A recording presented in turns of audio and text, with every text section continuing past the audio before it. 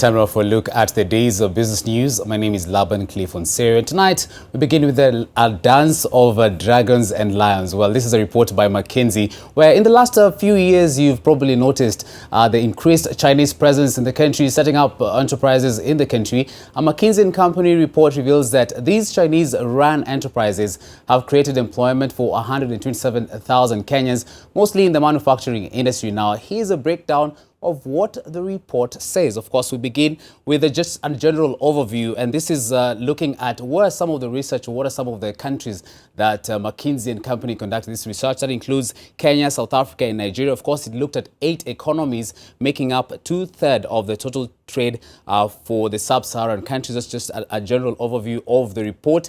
And then, of course, they interviewed 1,000 African and Chinese companies and spoke to 100 African business leaders. And just looking at the diversity of services, of course, you look at Chinese companies mainly in the infrastructural sector. And what are some of the findings? You're looking at the first, of course, the 127,000 employees of these Chinese companies are Kenyans. This is particularly just narrowing down on the country. 396 Chinese companies are also operating in the country, looking at 89% hiring of local talent. But the concern there was that mainly on the kind of the lower cadre jobs as opposed to managerial jobs. And looking at the findings across Africa now, moving away from Kenya, you're looking at the 20% annual growth rate, and there's an FDI projection of 40%.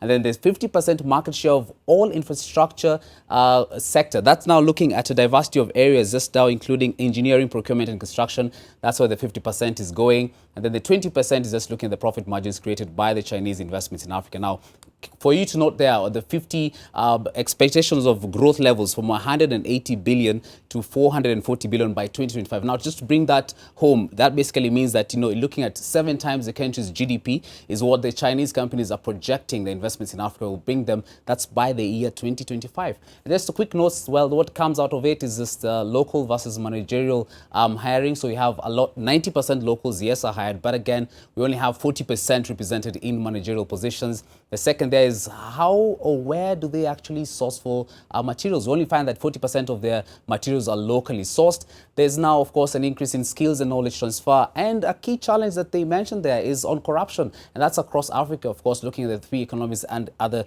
sub-Saharan African countries. And, of course, there is a barrier, kind of a language barrier, of course, cultural barrier between the Chinese companies and Kenyan companies. Lastly, so what? Of course, they have launched a report. This is an Africa-wide report. What next from here? Of course, they're looking at recommendations for Africa. Just kind of Africa should have its own strategy for doing business with China. Where exactly with that head? Of course, this includes, take for instance, Vision 2030 for Kenya, Vision 2025 for Tanzania, how the 2 countries can merge, and also looking at Chinese government financing. Now, most of the Chinese companies in Africa, 90% are privately owned. So maybe an inclusive, more of the government-led initiatives with the Chinese governments. And of course, responsible business practice. This just includes the corruption bit, and of course that language barrier initiative. And last but not least, agriculture is a priority sector. Now you realize most of them are particularly on the infrastructural side. And of course, the report notes that agriculture should be mentioned as one of the priority sectors for that. So an interesting report. For more details on this and more, get your copy of the Business Daily tomorrow. That's a story by Charles Moneki to give you an in-depth analysis of that report. Moving on, Kenya hopes to catch multinational tax cheats by strengthening the capacity of tax and financial crime investigators in tackling illicit financial flows. Now, through the Africa Academy for Tax and Financial Crime, investigations of the Organizations for Economic and Cooperation Development, the country is looking at enhancing the capacity of tax and financial fraud investigators drawn from various financial and security agencies. The academy has been hosted in Italy since 2013, and Nairobi has bagged the privilege of hosting the first pilot program in Africa. Now, previously, most of the investigators at the Kenya Revenue Authority came from tax audit backgrounds and were therefore, in essence, tax auditors. Now, since 2015, the Kenya Revenue Authority has taken it upon itself to train tax auditors to make effective investigations in the fight against illicit financial flows.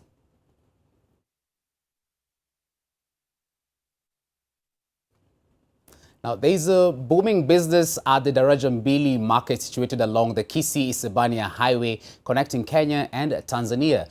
Traders chasing that extra coin to earn their daily bread on that section of the highway are, however, risking their lives by selling their products literally inches away from the tarmac. Now, the traders caused traffic snarl-ups, while some have been knocked down, as NTV's Bernard Ojwang reports. The sellers would now like the market to be relocated. Daraja Market is one of the most renowned and reputable markets in Nyanza region. It draws businessmen from different parts of the country, some from as far as Machakos, Kisumu, Nairobi, Naivasha and Kiambu. The market is located along the Kisii-Bania Highway connecting Kenya and Tanzania. Traders selling here next to the road, most of whom are women, risk their lives to eke out a living.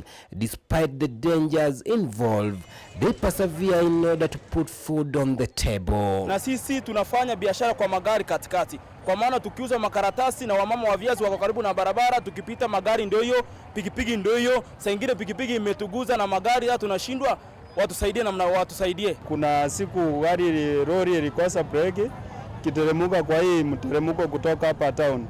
Kufika hapa ikagonga gari zingine na wamama walikuwa wanauzia matunda kando ya barabara wakaumia.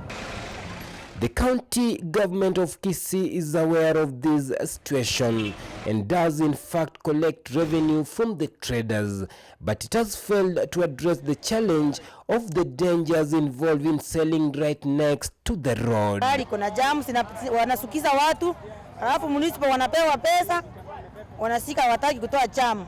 Alafu ukiambia mtu songeza gari mbele, anasema nimeongea na huyu mtu. Na sisi tunauza aje kama magari zinapanga mbele? Shida inakuwa kubwa sana wakati matrela kama hawa yameharibika, matrela yamekataa break.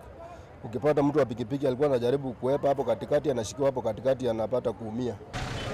A possible solution is the relocation of the market to a safer area. That idea is, however, faced with the possibility that the new location will have less human and vehicular traffic, which will place the traders at a disadvantage. Inaweza kuhamishwa, lakini hali itachukuliwa wapi? Hiyo ndio shida iko. Kwa maana hapa Kisii ni kidogo, hakuna kiwanja kubwa inaweza kuchukuliwa hii soko. Bernard Ojwang, NTV, in the county of Kisii.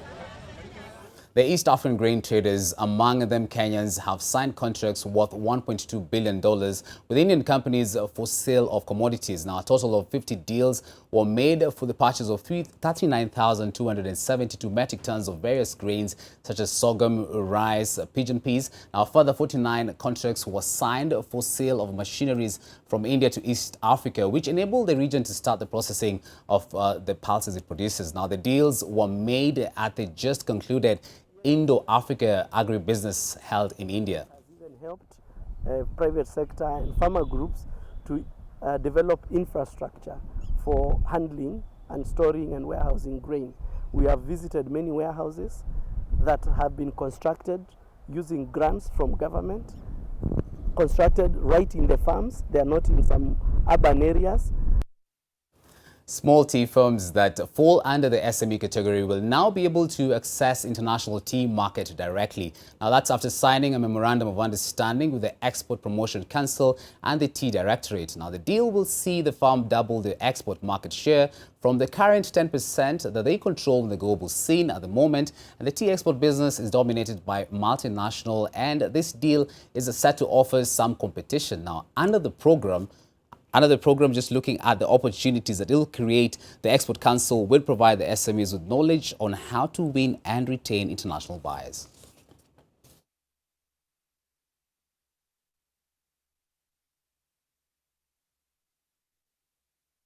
Now, last but not least, asset managers who invest in securities listed at the Nairobi Securities Exchange, that's the NSC, will now have their conduct much closer under the lens of the law following the gazettement of the Stewardship Code for Institutional Investors, or Stewardship Code.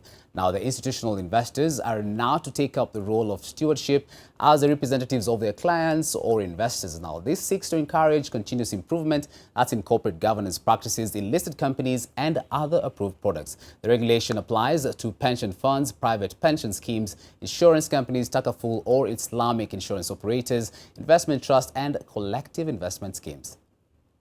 And that's all we have for you on NTV Business News tonight. My name is Laban. We still have a lot more lined up for you.